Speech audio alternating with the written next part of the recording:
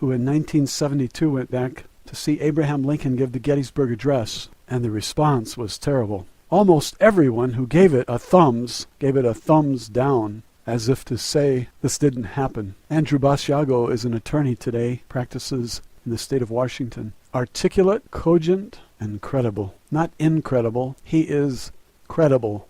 I'm going to read you an article. I did a search. Here is the search I did. Basiago and Gettysburg were the only two words I used. 6,000 web pages. The second link on the Google Advanced Search, top line, meaning each word must appear on the page. The second link, executiveproducer.posterous.com, posted November 13, 2010. This is the article I'm reading. Let's get started. Andrew Basiago talks about Lincoln at Gettysburg. There's a photo of Lincoln. Andrew D. Basiago has emerged with evidence that secret U.S. time travel technologies were used as early as 1971 to acquire first-hand documentary knowledge about September 11, 2001, fully 3 decades before the horrific events of that fateful day. Mr. Basiago, a child participant in DARPA's time travel program, Project Pegasus, has publicly stated how in 1971 he viewed moving images of the attack on the Twin Towers on September 11, 2001 that had been obtained from the future and brought back to the early 1970s. DARPA is the chief research and development arm of the U.S. military. The Defense Advanced Research Projects Agency, DARPA, created the precursor to the Internet, ARPANET, and has a penchant for trumpeting its advances, such as putting surveillance cameras on the backs of bumblebees and other exotic achievements in military science. Mr. Basiago claims that DARPA's secret technical accomplishments go far beyond what it has publicly acknowledged, and that by 1970 DARPA had achieved teleportation-based time travel, as well as advanced electro-optical means of discerning past and future events via different technologies that provide quantum access. Mr. Basiago has described how, while serving in Project Pegasus, he viewed moving images of 9/11 at the secured U.S. Defense Technical Facility, where they were processed after being retrieved from the future, the Aerojet Corporation facility that once stood at the corner of Bullock Avenue and Leroy Place in Socorro, New Mexico. According to Mr. Basiago's whistleblowing testimony, Donald H. Rumsfeld, the sitting U.S. Secretary of Defense on September 11, 2001, was the defense attaché to Project Pegasus during the early 1970s, when Rumsfeld was officially serving as a counselor to President Nixon and member of his board of wage and price stabilization. In all likelihood, Mr. Rumsfeld, as the defense attaché to Project Pegasus, would have known about and possibly had control over the data about 9/11 derived via quantum access and brought back to the early 70s for analysis by the DARPA Research and Development Program under his administrative authority. Mr. Basiago's eyewitness account that Secretary Rumsfeld and others knew about 9/11 decades in advance because data about it was gathered via DARPA's secret time travel program unlocks several of the more enigmatic facts in the 9/11 literature and may be the key to society's unraveling of the ultimate accountability for the false flag operation that took place on September 11, 2001. We will explore Mr. Basiago's whistleblower eyewitness evidence regarding how secret U.S. government time travel technologies relate to 9/11 in future installments of this series. Corroborative evidence of Andrew Basiago's secret U.S. government time travel. Corroborative documentary evidence of the veracity of Mr. Basiago's time travel expeditions on behalf of the U.S. government exists. This documentary evidence consists of a photograph of Mr. Basiago taken at the scene of the U.S. President Abraham Lincoln's Gettysburg Address on November 19, 1863, after he was teleported to that location in the time-space continuum via DARPA time travel technology. And then there is an audio recording, Coast to Coast AM, November 11, 2010, hour 3. Now, George Noory is talking to Andrew Basiago about Gettysburg, and I want to play that for you because it's interesting. Thank you for listening. Here's the recording. You're there as a spectral presence in that time and place, but not there entirely physically. And that's what chronovision was achieving, and a later technology called plasma confinement, which they were using to get me to Gettysburg in 1863. And let's talk about Gettysburg. We've got this incredible photograph that you gave us. It's up there on the coasttocoastam.com website. Explain that and why Gettysburg. Why'd they send you back there? Actually, it took place in the spring of 1972. I was taken to a time lab in East Hanover, New Jersey, under the direction of Dr. Sterling Colgate. Dr. Colgate was then serving as the president of New Mexico Tech, the New Mexico School of Science and Technology. He had developed a methodology called plasma confinement, where the time traveler stands in a chamber, a clear lucite chamber, and walks into a cloud of plasma and is essentially wormholed to a past location. In fact, that was the only time that I was involved in actual wormholing, where as I was moving through the quantum plenum, I was moving through a series of arching tunnels that were sort of chaotic as I moved on to my destination. The reason that I was invited to go there was essentially as a reward for performing so well in the project. My father and Dr. Colgate asked me whether I wanted to go see Abraham Lincoln give the Gettysburg Address. They thought it was going to be a great thrill for me to do that. But in fact, I was thinking back to my history education in the program and also my conventional schooling and imagining that 1863 portrait of Abraham Lincoln by Alexander Gardner, where he looks basically like a chimpanzee in a black suit. And I was terrified by the notion of seeing Abraham Lincoln as he might appear during his life. It was sort of a Boo Radley moment in my childhood to even contemplate. So I actually begged off, and Dr. Colgate said, well, Ray, to my father, well, Ray, let's come back in 2 weeks and ask Andy whether he wants to go. So my dad drove me up again, up Ridgedale Avenue, up to the Time Lab in East Hanover, and they asked me the same question. And really, to please my dad, I said, sure, I'd like to go and go see the Gettysburg Address. So a woman named Valerie, I remember her first name, dressed me as a Union bugle boy, and I was invited to enter the plasma confinement chamber. Actually, before that, my dad took a pen or pencil, rather, and he had a kind of a mimeograph of an 1863 map of Gettysburg. And he showed me that there was a north-south arterial through the heart of Gettysburg that in the northwest branched off on another road.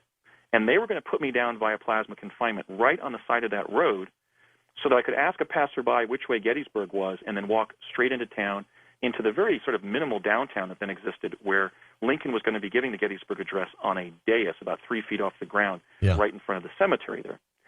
So I walked inside the chamber. I walked into the cloud of plasma under confinement, and I had this hellacious journey to Gettysburg where actually my hat was ripped off, both of my shoes, and one of my socks. Oh. And I popped into view next to that road northwest of Gettysburg. I could smell ozone. I was feverish. I was then reacting to the rather brisk autumn air, and I realized I only had one sock on. So my training took over, and I sat down, and I pulled off the other sock and threw it into the bushes, because I figured if I'm going to be walking into Gettysburg barefoot, I should be entirely barefoot.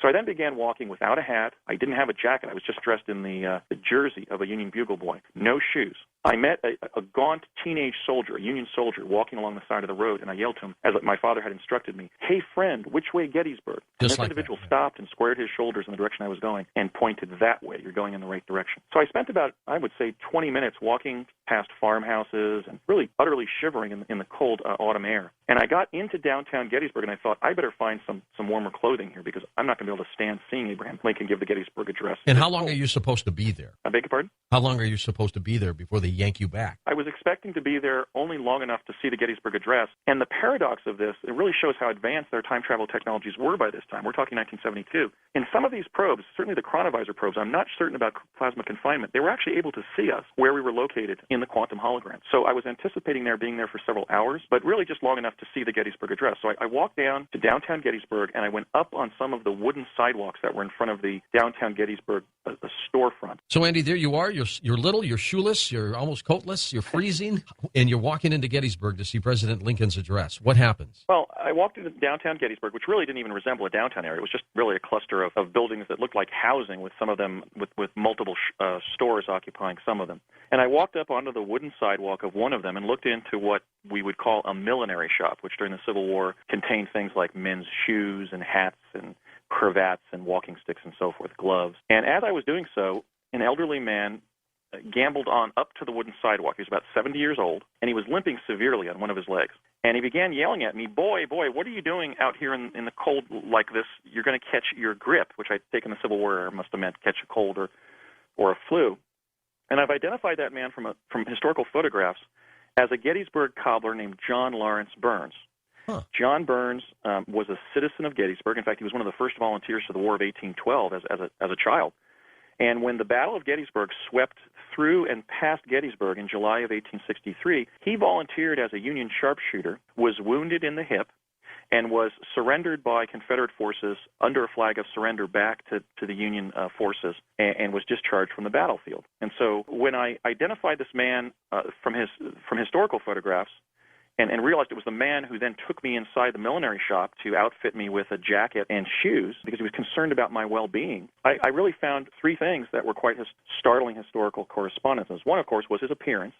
The other was his injury. I mean, before I even knew and had identified him as John Burns, I was describing how this 70-year-old man was limping severely as he walked up onto the wooden sidewalk. Mm-hmm. And then the other linkage that quite serendipitously identified without initially knowing who he was his profession. He was a Gettysburg cobbler. So he took me in the shop, and we went to the back of the main floor of the store. It just was basically had a kind of a storage room behind that one-room floor space.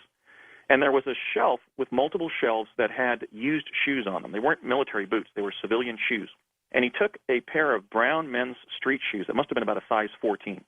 And he had me step into them, and he began actually shoving packing paper into the front of the shoes and was giving me this pair of secondhand shoes. He then took me into the storage room behind the shop and rummaged through a stack of about 40 men's jackets, most of them military issue, and outfitted me with a navy blue Union winter parka, which fit perfectly. And then as he was sort of smiling at me, he put a cap on my head. He then said, "Young man, I have to go. The President of the United States is arriving here today, and I have to see him." So he actually walked out of the shop, limping severely, ahead of me. And I followed him over to the dais where Lincoln was going to be soon arriving, walking along like a young boy, in his father's Sunday slippers. Like I could hardly even walk in these grossly oversized men's shoes.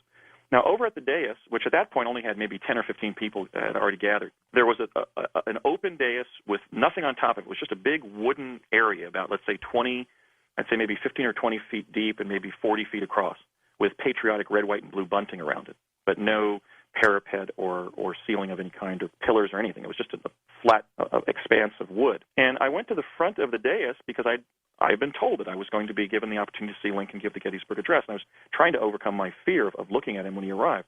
And I looked to my left, and there was my father, dressed as a Pennsylvania farmer. So he went back there, too? Well, he went back there, but he had left East Hanover on a previous day, but had been sent to the same day in history, November 19th of 1863. Was he looking for you?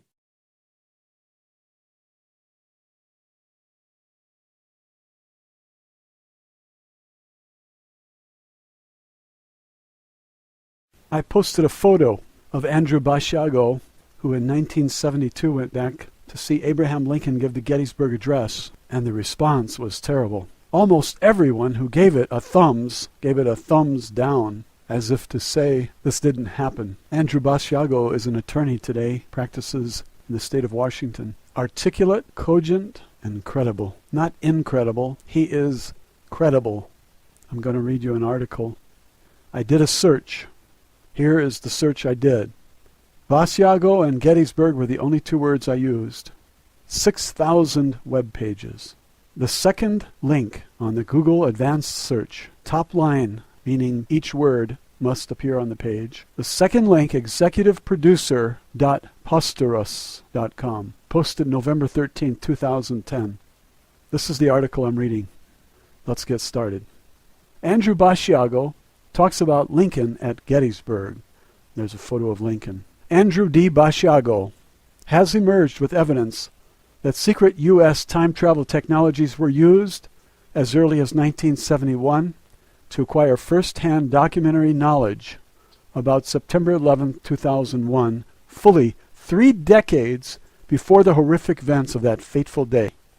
Mr. Basiago, a child participant in DARPA's time travel program, Project Pegasus, has publicly stated how in 1971 he viewed moving images of the attack on the Twin Towers on September 11, 2001, that had been obtained from the future and brought back to the early 1970s. DARPA is the chief research and development arm of the U.S. military